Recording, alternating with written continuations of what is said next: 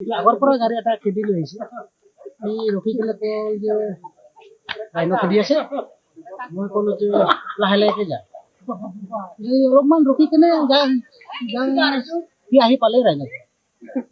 ভাবিলো যে ৰখিয়ে থাকোঁ তেতিয়াহ'লে। জাষ্ট ৰখি থকাৰ পিছত মোৰ গাড়ীৰ সন্মুখত যদি আহি পালেহি ডাইৰেক্ট আহি এটা কৰিয়ে দিলে। ক'ত এটেক কৰিছে গাড়ীত? গাড়ীৰ সন্মুখত গাড়ীৰ কিবা ক্ষয় ক্ষতি হৈছে? অলপ চলপ হৈছে আৰু পিছফালে ই ঘূৰি অহাৰ পিছত আৰু পিছফালে মাৰিছে। তেতিয়া মই মানুহ একো হোৱা নাই, কিন্তু তেতিয়া মই গাড়ীটো ষ্টাৰ্ট কৰি পলায়ন কৰিলোঁ আৰু। পৰ্যটক আছে বম্বে।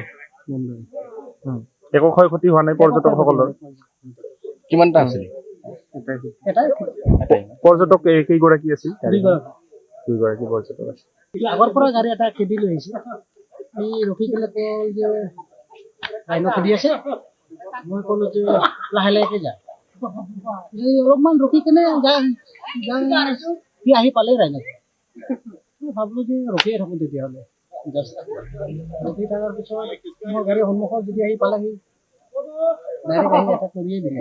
ক'ত এটেক কৰিছে গাড়ীত? গাড়ীৰ সন্মুখত গাড়ীৰ কিবা ক্ষয় ক্ষতি হৈছে? অলপ চলপ হৈছে আৰু। পিছফালে ই ঘূৰি অহাৰ পিছত আৰু পিছফালে মাৰিছে। তেতিয়া মই মানুহ একো হোৱা নাই, কিন্তু তেতিয়া মই গাড়ীটো ষ্টাৰ্ট কৰি পলায়ন কৰিলোঁ আৰু। পৰ্যটক আছে বম্বে।